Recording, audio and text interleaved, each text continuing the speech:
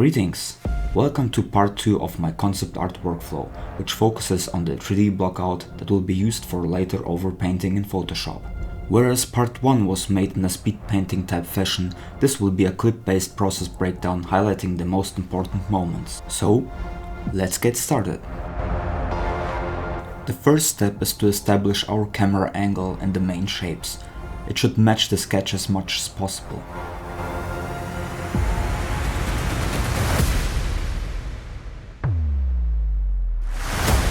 The highway was mostly procedurally made as that would offer much more flexibility, so spline-based modeling came in handy achieving that goal.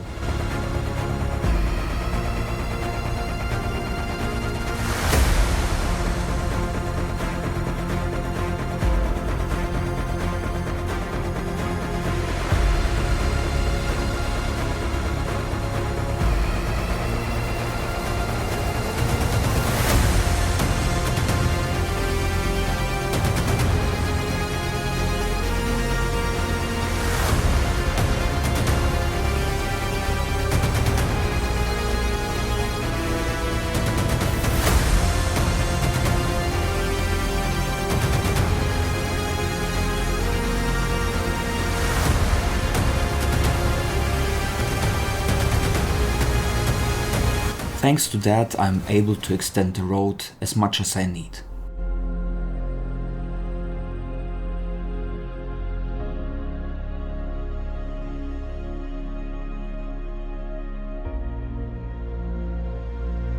Heading over to the radio tower, I thought it would be the best to sketch out the design, to have a general understanding on what to do.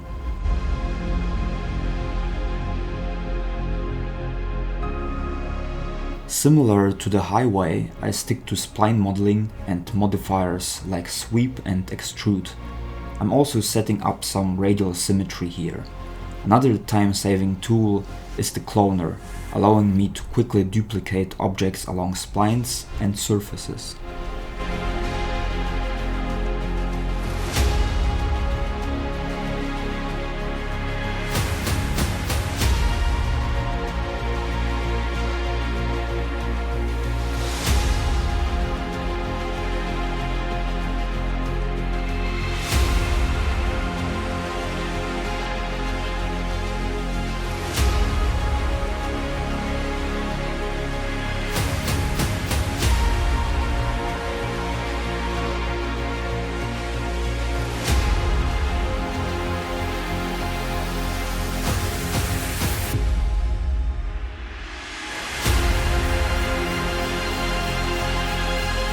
There were many ways to create the crossbeams, but I chose to use 3D snapping for making spline anchor points on 3D surfaces.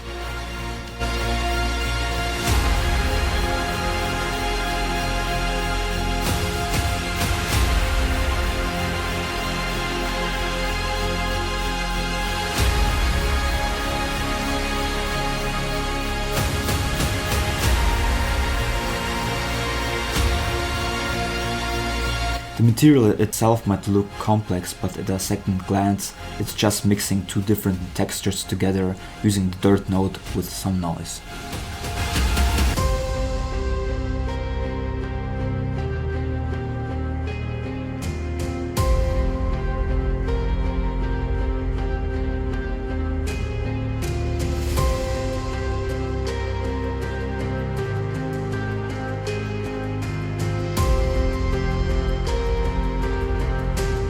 To create the river, I used a Boolean modifier to extract a part of the landscape. Back to the highway, I add some more elevation at places to create arches over the river.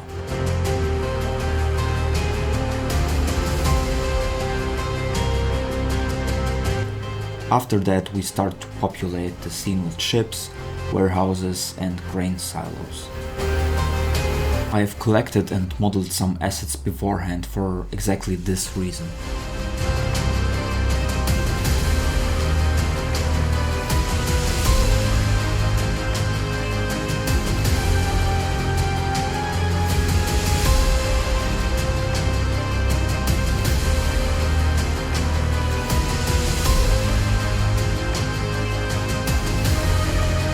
Since the water reflection in the river is very uniform, I decided to mimic wind patterns where parts are more reflective than others. This is mixed up with some diffuse material, creating foam on borders of intersecting geometry. Once again, I'm using here the dirt node with some stretched noise as a mask.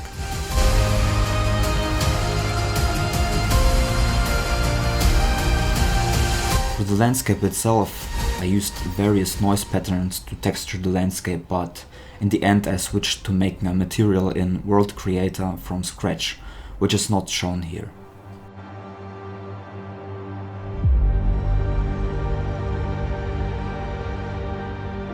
To populate the hills with trees, I utilized the Octane Scatter tool with a randomizer added on top. The trees are placed accordingly to my vertex paint selection.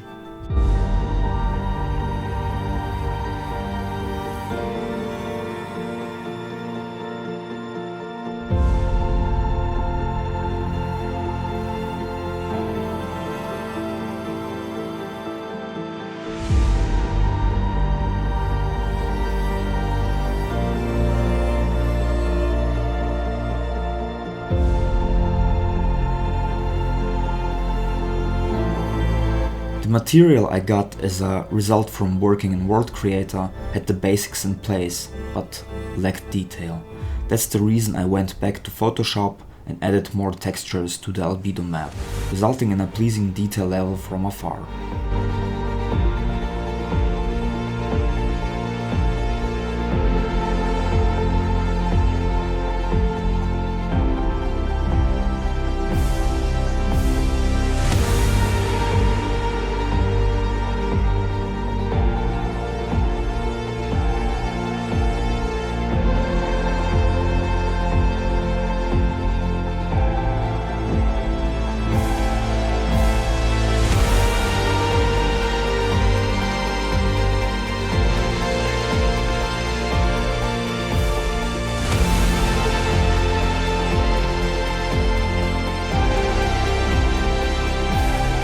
Some last touches on the background city, and the 3D scene is now ready to be rendered.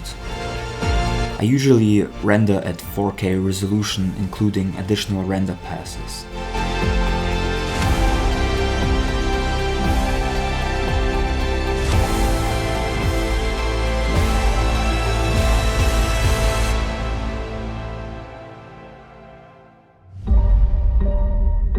After the render is done, we're set to finalize the artwork in Photoshop.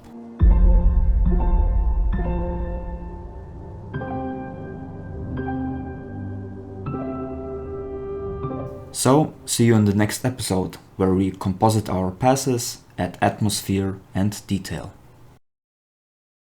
Be sure to like and subscribe for content like this.